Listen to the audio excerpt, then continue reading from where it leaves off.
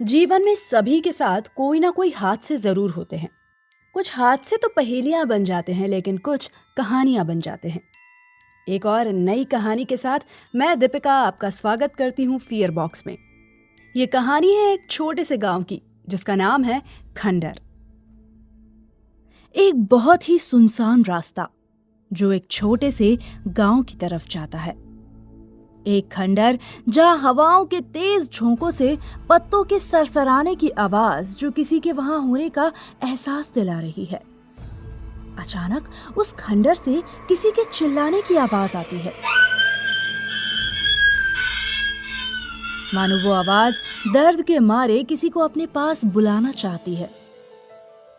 उसी पल उसी गांव का एक नौजवान आमिर उस चीख को सुनते ही पास में बैठी एक बुजुर्ग औरत से पूछता है, अम्मा, ये आवाज कहाँ से आई?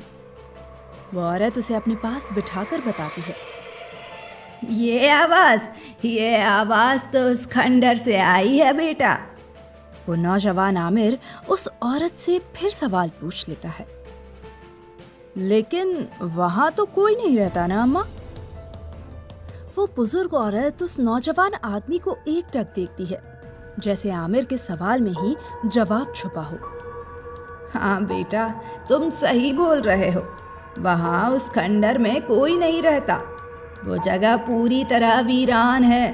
फिर भी वहाँ किसी के होने का एहसास हमेशा होता है, जैसे कि वो चीख चीख के अपनी मौजूदगी का एहसास बता रही हो। मैं कुछ समझा नहीं अम्मा, आखिर क्या हुआ उस खंडर में जिसकी चीखों में उसके दर्द का एहसास सुनाई देता है? बेटा, यह बहुत सालों पहले की बात है। जहाँ वो खंडर है, पहले वहाँ एक मील हुआ करती थी और 4 लड़के बहुत ही अच्छे दोस्त वहाँ पर काम किया करते थे। एक विनय जो बहुत ही सरल और धार्मिक विचारों का था, उसकी ईश्वर पर आस्था थी। नसीर जो किसी काम को पूरा करने के लिए कई शॉर्टकट अपनाता था और अपना काम पूरा करने के लिए अपना शैतानी दिमाग लगाता था। एक था अविनाश जो बहुत ही जिद्दी और अपनी बातों को ज़्यादा महत्व देता था, और एक था अजय जो कभी भी हार नहीं मानता था। ये चारों दोस्त उस खंडर में रहते थे और सभी तांत्रिक विद्या सीखते थे। एक दिन उन्होंने सोचा कि आज तो हम पवित्र आत्मा का आह्वान करेंगे और अपनी विद्याओं को पूर्ण करके और अधिक शक्तियाँ प्राप्त करेंगे। जैसे जैसे अम्मा उस खंडर के बारे में बताती जा रही थी, वो नौजवान उस मील के इतिहास में पहुंच रहा था, जहां वो चारों लोग पूजा की तैयारी कर रहे हैं और आत्मा को बुलाने के लिए आवश्यक सामग्री भी इकट्ठी कर रहे हैं। कुछ मंत्रों का जाप करने के बाद सभी आत्माओं का इंतजार करने लगते हैं। थोड़ी देर तक वहां कोई हलचल नहीं होती। सब निराश हो जाते हैं कि तभी उस खंडर में हवाओं का रुख बदलने लगता है और पूरा खंडर शैतानी ताकत के गिरफ्त में आ जाता है। वहां एक बुरे साए का आगमन हो जाता है। सभी एक एक करके उस रूह को चुनौती देते हैं, लेकिन हर बार उनकी चुनौतियों पर पानी पड़ जाता है। किसने बुलाया है मुझे? किसकी मौत ने आवाज दी मुझे?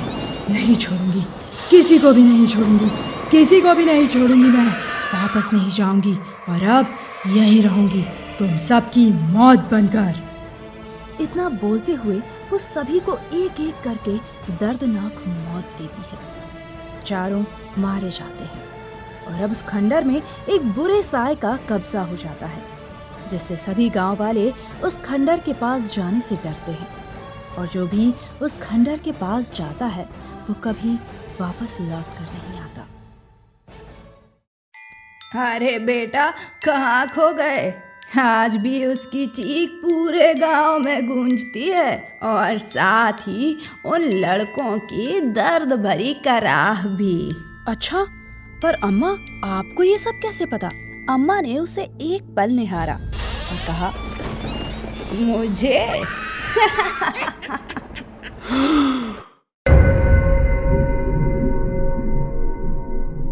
गाइज, आपको ये कहानी कैसी लगी हमें कमेंट बॉक्स में ज़रूर बताइए, और आपके साथ कुछ ऐसे वाक़ये हुए हों तो हमारे साथ शेयर ज़रूर कीजिएगा।